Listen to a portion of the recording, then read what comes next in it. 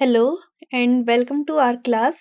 हम पढ़ा रहे हैं class 11th physics chapter unit 10 measurement and last की क्लास में हमने एंड किया था सिग्निफिकेंट फिगर्स के से रिलेटेड राउंड ऑफिंग रूल्स के बारे में। आज हम सिग्निफिकेंट फिगर्स को थोड़ा सा कंटिन्यू करेंगे एंड इस टॉपिक को कंप्लीट करेंगे। फिर हम डायमेंशन एनालिसिस के बारे में स्टडी करेंगे। तो आज की क्लास में हम सबसे पहले स्टार्ट करते हैं rules for determining the uncertainty in the result of arithmetic calculation। Okay तो अगर आपने ये सारी की सारी जो चीज़ें मैं बता रही हूँ ये मेनली आपकी लेबोरेटरीज में काम आएगी जब आप लैब में एक्सपेरिमेंट कर रहे होंगे। तो पहला पॉइंट क्या है, if a set of experimental data is specified to n significant figure, a result obtained by combining the data will also valid in n significant figure। मान लो कि आप कोई एक्सपेरिमेंट कर रहे हो और आपकी वैल्यू आ रही है 2.93, 2.631, 2.35, 2.4। ओके, ऐसी आपकी कुछ ना कुछ डिफरेंट वैल्यू आ रही है। कोई एक आप एक्सपेरिमेंट कर रहे हो तो आप कोशिश करोगे कि जो बाकी सारी वैल्यू है उसको राउंड ऑफ करके उसी नंबर पे रखने की कोशिश करो। जैसे ये 2.93 है तो इसको 2.93 ही रहने दो। ये 2.631 है तो इसको आप राउंड ऑफ करके टू सिग्निफिकेंट फिगर्स पे ले आओ। एंड राउंड ऑफ के रूल्स हम पढ़ ही चुके हैं, बिकॉज 1 5 से छोटा नंबर है तो इसको 2.63 कर दो। 2.35 में 3 सिग्निफिकेंट फिगर्स हैं तो इसको हम ऐसे ही रहने देते हैं। 2.4 में खाली 2 सिग्निफिकेंट फिगर हैं, बट अभी तक का जितना डाटा चल रहा है उसमें 3 सिग्निफिकेंट फिगर्स चाहिए तो इसको हम 2.40 लिख लेते हैं। ओके, तो और इनको जब आप कंबाइन करोगे, आप ऐड करोगे, सब्ट्रैक्ट करोगे तो सब में 3 सिग्निफिकेंट फिगर्स ही होनी चाहिए। हमें ऐसा नहीं करना है कि कोई कैलकुलेशन हमने करी एंड हमारी क्या बहुत सारी वैल्यूज़ आ गई और हमें लगा कि नहीं हमने कितना अच्छा एक्सपेरिमेंट किया है, कितनी सारी एक्यूरेट वैल्यू निकाल दी है, अगर यहाँ पर बहुत सारी वैल्यूज़ भी आ रही है तो नहीं, ये बिल्कुल करेक्ट वे नहीं है। हमेशा याद रखना सिग्निफिकेंट फिगर्स के थ्रू हमें मेजरमेंट में चलना होता है। एंड क्या करेंगे, अगर ज़्यादातर वैल्यूज़ आपकी 3 सिग्निफिकेंट फिगर्स में आ रही है तो दूसरी वैल्यू को भी आपको कन्वर्ट करके 3 सिग्निफिकेंट फिगर्स में ही रखना होगा। उससे ज़्यादा में वैल्यू आ रही है तो उसके से ज़्यादा में रखना होगा, बट एक कंसिस्टेंसी रखनी होगी आपको। ओके, आपको ये नहीं करना है कि आपकी लाइक ट्रेलिंग बहुत सारी नंबर्स आ गए और आप फील करो कि नहीं हमने तो इतनी सारी नंबर्स निकाल दिए हैं तो हमारा एक्सपेरिमेंट बहुत ज़्यादा अच्छा गया है। नहीं, एक्सपेरिमेंट कितना अच्छा आपने किया है वो डिपेंड करता है कि आप कितने ज़्यादा एक्यूरेट या प्रिसाइज हैं एंड कितने अच्छे सिग्निफिकेंट फिगर्स में आपका कैलकुलेटेड वैल्यू आ रही है। अब हम आगे चलते हैं। सेकंड पॉइंट है the relative error of value of number specified to the significant figure depend not only on number of significant but also on the number itself. Relative error आपने निकाला डेल्टा जेड बाय जेड, ठीक है। अब इसमें कितने significant figures आ रहे हैं relative error में वो डिपेंड करता है कितने सिग्निफिकेंट फिगर थे और वो नंबर क्या था। ओके, आप जब एक्सपेरिमेंट्स करेंगे तब रिलेटिव एरर्स आपको कैलकुलेट करने होंगे। ओके, एंड मान लो जो नंबर आपने कैलकुलेट किया एक्सपेरिमेंट के थ्रू, कोई नंबर आपको कैलकुलेट करना था, मान लो speed of light he calculate करनी थी।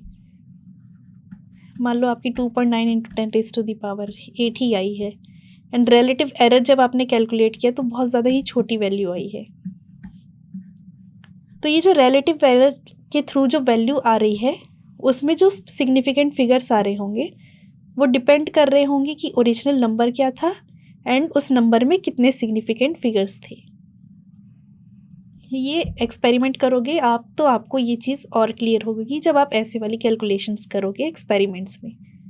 थर्ड पॉइंट ये है कि intermediate result in the multi step competition should be calculated to one and more significant figures in every measurement than the number of digit in the least precise measurement. बहुत ही अच्छी line कही है ये, कि अगर आप कैलकुलेशन कर रहे हो, आपको कोई वैल्यू तक पहुंचना है, आपने स्टार्ट करी एंड आपकी मल्टी स्टेप्स आ रहे हैं, तो मल्टी स्टेप्स जब आप कैलकुलेट कर रहे हो तो वहाँ पर आप अपने सिग्निफिकेंट फिगर्स को कम ज़्यादा करने की कोशिश ना करें।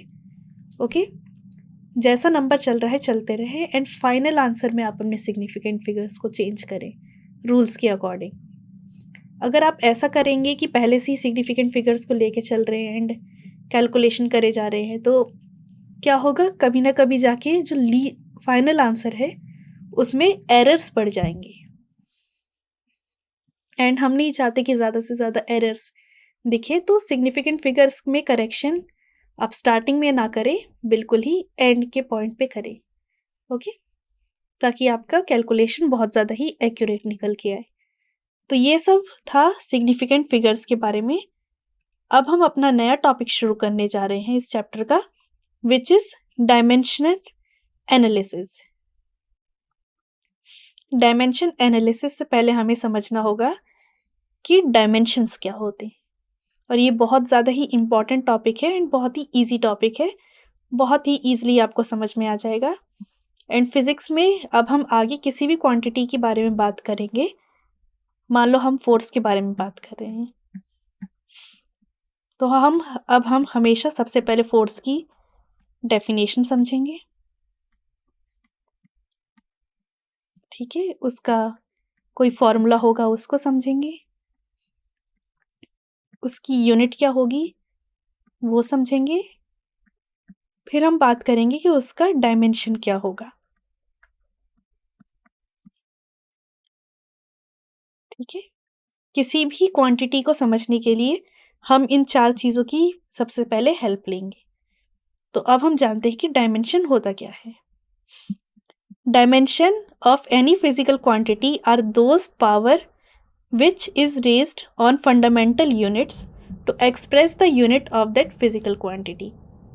अब ये क्या क्या रहा है, पहली चीज़ ये कि डायमेंशन को हम हमेशा करली ब्रैकेट में रखते हैं, बॉक्स वाले ब्रैकेट में, एंड हर एक चीज़ को बेसिक यूनिट्स में तोड़ देते हैं। बेसिक यूनिट्स क्या, बेसिक क्वांटिटीज़ क्या, लेंथ, मास, टाइम, और उसकी कुछ ना कुछ पावर होती है। यहाँ पर हम एग्जाम्पल के थ्रू मान लेते कि अल्फ़ा बीटा गामा है। अब different values of alpha beta gamma different quantities को जनरेट करने में हेल्प करेगी। एंड हमें कैसे पता चलेगा अल्फ़ा बीटा गामा का की वैल्यू क्या होगी? हम जानते हैं फोर्स क्या होता है, मास इनटू एक्सेलरेशन, और यहाँ पर हम क्या कह रहे हैं, फंडामेंटल यूनिट्स में तोड़ देते हैं।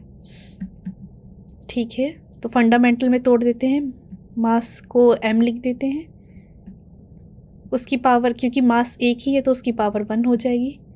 एक्सेलरेशन क्या होता है, वेलोसिटी अपॉन टाइम एक्सेलरेशन होता है, और वेलोसिटी क्या होता है, वेलोसिटी होता है डिस्टेंस अपॉन टाइम। तो एक्सेलरेशन क्या हो गया, लेंथ की पावर 1, टाइम की पावर -2। ऊपर ले आई मैं इस चीज़ को, तो ये फोर्स का डायमेंशन हो गया। तो हमने m, l और t की टर्म्स में बस पावर्स चेंज करे और हमें एक दूसरी ड्राइव्ड क्वांटिटी का डायमेंशन मिल गया।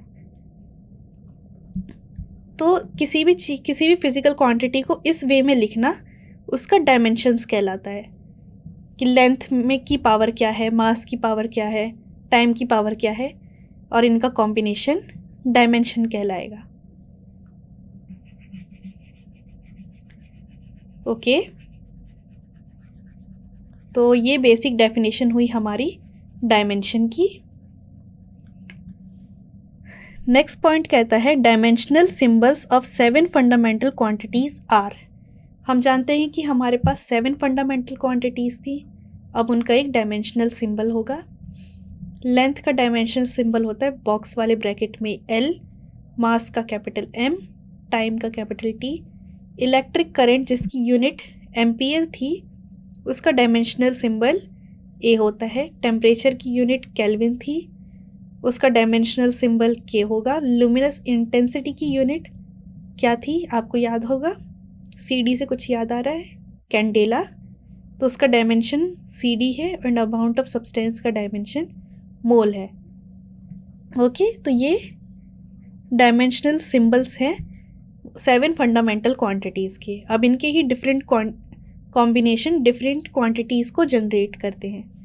फॉर एग्जांपल डेंसिटी का अगर मैं डायमेंशनल फार्मूला लिखना चाहूँ तो पहला स्टेप क्या होगा, इनको इनकी फंडामेंटल क्वांटिटीज़ में तोड़ देना। जैसे कि डेंसिटी होता है mass upon volume, and volume क्या होता है जनरली 3 साइड का क्यूब, तो लेंथ का क्यूब हो गया।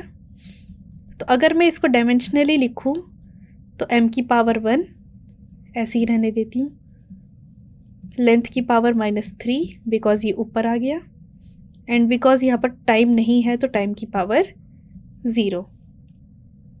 तो ये डायमेंशनल फार्मूला हो गया डेंसिटी का।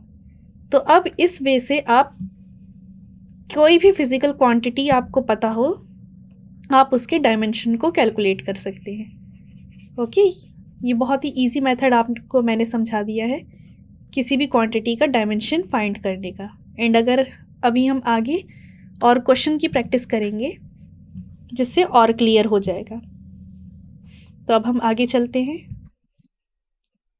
Dimension formula of a physical quantity is an expression which show how and which of the fundamental quantity represent the dimension। Because जो डायमेंशनल फार्मूला हम लिखते हैं किसी भी क्वांटिटी का वो फंडामेंटल क्वांटिटीज़ पे डिपेंड होती है। तो इसके डायमेंशन फार्मूला के थ्रू हम समझ सकते हैं कि किन किन फंडामेंटल क्वांटिटीज़ पे वो ड्राइव्ड क्वांटिटी डिपेंड करती है। ओके, ये पॉइंट ये कहना चाह रहा है। नेक्स्ट पॉइंट कह रहा है an equation obtained by equating a physical quantity with its dimensional formula is called dimension equation। अभी मैंने लिखा फोर्स इक्वल टू mL/T-2, तो इस तरीके से लिखना, ठीक है, इक्वेट करना दोनों साइड को, इसको कहते हैं डायमेंशनल इक्वेशन। डायमेंशनल इक्वेशन को मैं शॉर्ट में e⁻n लिख रही हूँ। ओके, सेकंड पॉइंट ये कह रहा है। थर्ड पॉइंट बहुत ही ज़्यादा इम्पॉर्टेंट पॉइंट है, एंड थर्ड पॉइंट एक्सप्लेन कर रहा है principle of homogeneity of dimensions. Okay, ये पॉइंट हमें समझा रहा है, बहुत ही स्ट्रॉन्ग चीज़ समझा रहा है डायमेंशन एनालिसिस की। डायमेंशन एनालिसिस की हेल्प के थ्रू हम जान सकते हैं कि किस किस फिजिकल फंडामेंटल क्वांटिटी पे कोई क्वांटिटी डिपेंड कर रही है। डायमेंशनल एनालिसिस हमें समझाता है ये कि खाली वही क्वांटिटी ऐड या सब्ट्रैक्ट हो सकती है जो डायमेंशनली इक्वल हो। Okay, only those physical quantities can be added और subtracted which has same dimension. अब ये क्या कह रहा है यहाँ पर, हमने 9th क्लास में इक्वेशन पढ़ी थी S = UT + ½ AT²। Okay, S यहाँ पर क्या होता है, डिस्प्लेसमेंट होता है, तो S की डायमेंशन क्या हो गई, L हो गई।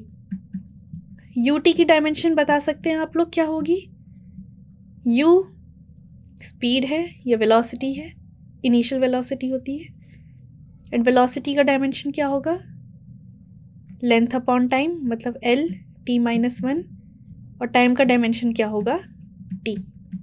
तो UT का डायमेंशन भी क्या हुआ, L। ओके, अब ½ AT² का हम डायमेंशन देखते हैं। हाफ एक नंबर है, नंबर में न लेंथ होती है, न मास होता है, न टाइम होता है, तो नंबर एक डायमेंशन लेस क्वांटिटी है, m0, L0, T0।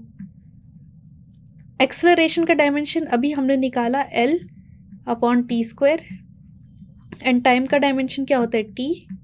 उसके ऊपर क्या लिखा हुआ है, स्क्वायर, तो स्क्वायर कट किया, सब कुछ सॉल्व किया, तो ½ AT² का डायमेंशन भी क्या आया, L। तो आप देख रहे हो कि ये क्वांटिटीज एक दूसरे के साथ ऐड हो पा रही है, इक्वल्स टू में है, एक दूसरे के साथ कनेक्टेड है। क्यों कनेक्टेड है? बिकॉज इन सब के पास सेम डायमेंशन है। और इसी चीज को कहते हैं प्रिंसिपल ऑफ होमोजेनिटी, कि सेम टाइप की क्वांटिटीज ही ऐड या सब्ट्रैक्ट हो सकती है जिनका डायमेंशन सेम होता है। इसके बहुत सारे एप्लीकेशंस हैं।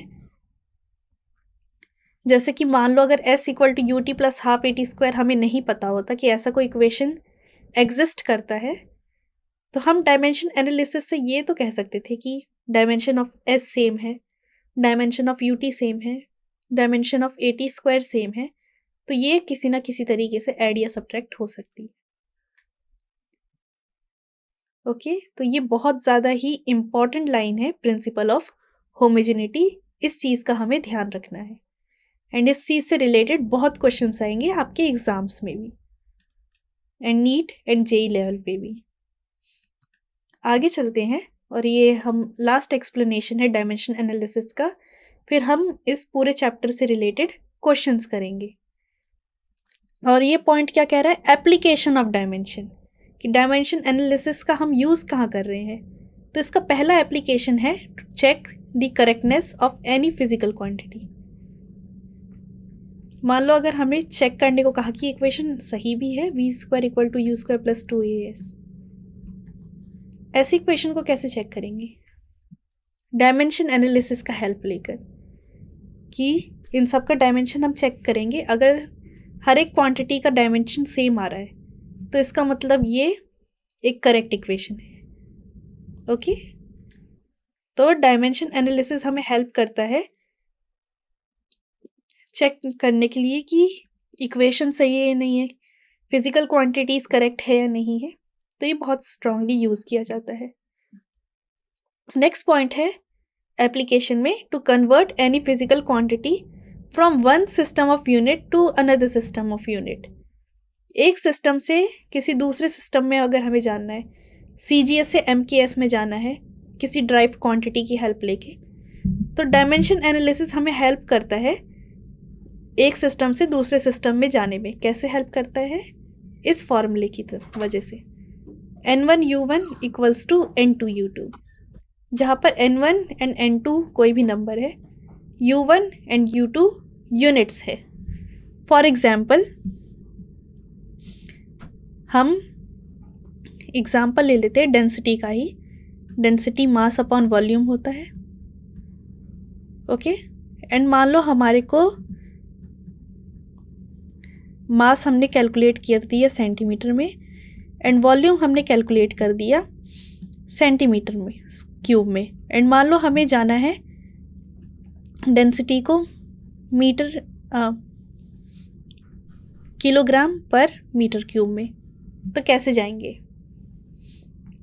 तो सबसे पहली चीज़ डायमेंशंस लिख देते हैं। डेंसिटी का क्या होगा? सेंटीमीटर में हमने कैलकुलेट किया है।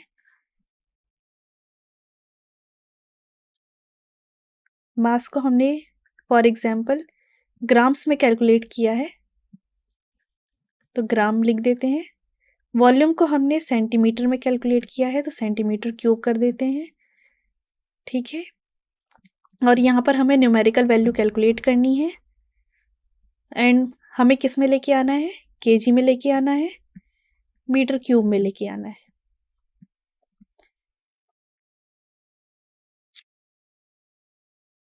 तो 1 ग्राम में कितने केजीस होते हैं? 1 ग्राम में 1/1000 केजीस होते हैं। हमें कन्वर्जन्स पता होना चाहिए। 1 सेंटीमीटर में कितने मीटर्स होते हैं? 1/100 मीटर होते हैं क्यूब। सो अब इसको सिंप्लीफाई कर देते हैं। सो 1000 ग्राम पर सेंटीमीटर क्यूब इक्वल होता है 1 केजी पर मीटर क्यूब। ये हमने क्या किया? एक सिस्टम से दूसरे सिस्टम में हमने कन्वर्जन ढूंढ लिया। किसकी हेल्प लेकर? डायमेंशन की हेल्प लेकर। तो ये एक एग्जाम्पल के तौर पे मैंने आपको एक्सप्लेन किया कि कैसे डायमेंशन एनालिसिस हमें हेल्प करता है एक सिस्टम ऑफ यूनिट से दूसरे सिस्टम ऑफ यूनिट में जाने के लिए। सेकेंड पॉइंट हमें क्लियर हो गया। थर्ड पॉइंट है to find a relation between interdependent physical quantities. हमारे को हेल्प करता है दो क्वांटिटीज के बीच में डिपेंडेंसी फाइंड करने के लिए। फॉर एग्जाम्पल, क्योंकि डायमेंशन एनालिसिस हमें क्या कर देता है, बिल्कुल फंडामेंटल क्वांटिटीज में तोड़ देता है। तो अगर हम डायमेंशन कैलकुलेट करें वर्क का डायमेंशन क्या होता है, वर्क का फॉर्मूला क्या होता है, पहले फोर्स इनटू डिस्प्लेसमेंट। फोर्स का हमने डायमेंशन कैलकुलेट कर लिया है mL/t-2। डिस्प्लेसमेंट का डायमेंशन क्या होगा, L। तो यहाँ पर वर्क का डायमेंशन क्या आ गया, mL²t-2। एनर्जी का डायमेंशन अगर मुझे फाइंड करना है तो एग्जांपल ले लेते हैं पोटेंशियल एनर्जी का। एनर्जी का फॉर्मूला होता है mgh। m क्या है, मास। g है ग्रेविटेशनल एक्सेलरेशन, और ग्रेविटेशनल एक्सेलरेशन और एक्सेलरेशन का डायमेंशन सेम होगा। तो g का डायमेंशन आ जाएगा L/t-2 एंड h का डायमेंशन आ जाएगा L। तो इसका भी डायमेंशन फॉर्मूला क्या हो गया, mL²t-2। तो आप देख सकते हो डायमेंशनली वर्क एंड एनर्जी का डायमेंशन सेम है। तो हम कुछ ना कुछ इनके बीच में इंटरडिपेंडेंसी होगी, तभी इनका डायमेंशन सेम आया होगा। एंड वो इंटरडिपेंडेंसी क्या होती है, एनर्जी डिफाइंड ही होती है capacity to do work. Capacity to do work is energy. तो आप देख सकते हैं कि डायमेंशन फॉर्मूला हमें हेल्प करता है 2-3 फिजिकल क्वांटिटीज को एक साथ रिलेट करने में। ओके, तो ये कुछ एप्लीकेशन है डायमेंशन के। तो आज की क्लास में हमने सिग्निफिकेंट फिगर्स को कंप्लीट किया एंड डायमेंशंस के बारे में हमने समझा। नेक्स्ट क्लास में हम इससे रिलेटेड क्वेश्चंस करेंगे और हम इसको डिटेल में जानने की कोशिश करेंगे क्वेश्चंस के थ्रू कि इन सब की एप्लीकेशन कहाँ है, एग्ज़ाम में किस टाइप के क्वेश्चंस आते हैं एंड इनके डिफरेंट यूजेस के बारे में हम समझेंगे। सो आज की क्लास यहाँ पर कंप्लीट होती है। Thank you.